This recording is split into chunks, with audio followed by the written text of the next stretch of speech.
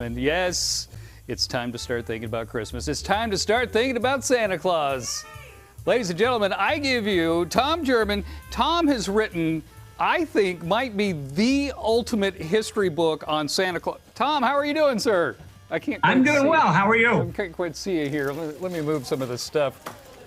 There we go. That's better. There you go. There you go. Too many decorations can be a problem. We went all out for you, Tom. Tom, how much research did you do to put this book together? Because it's incredible, my friend. I spent about 4 or 5 years pretty much full time. I have 2 bookshelves, 6 feet tall by 3 feet wide, that are filled with books that I read.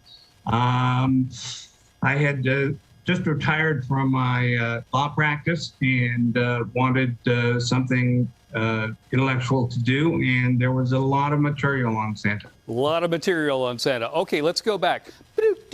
Let's go all the way back. When do you think the first inspiration for Santa Claus, say for the actual poem A Night Before Christmas, came from?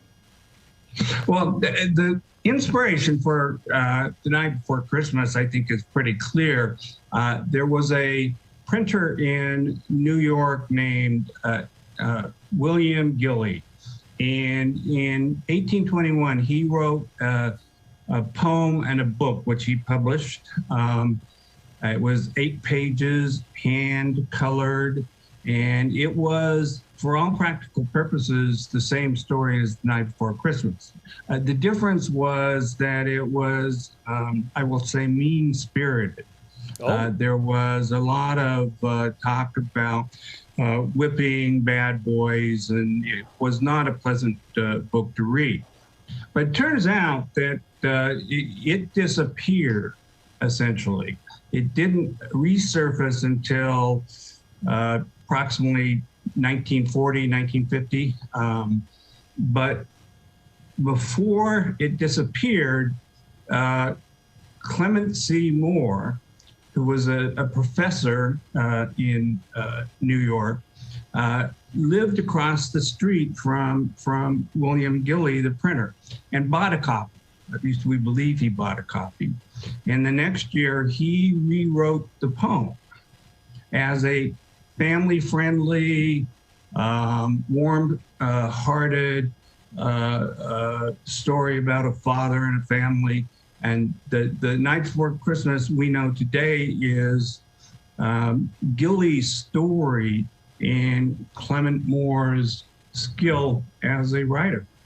That's incredible. I have never heard that before. Seriously, Tom, this is amazing. Okay, give me like a Santa fact or something from Santa far away that we would be kind of surprised about, something weird. Something weird. Well, let me give you a fact that follows from what I just said, which is 2021 is the bicentennial of the children's friend, and in my view, the bicentennial of the invention of Santa Claus. And it's a shame that is not getting more publicity. But weird Santas, there are a lot of them. Saint Lucia, who's a young woman who gouged her eyes out back in the 4th century as a Christian martyr, is one of the stranger ones.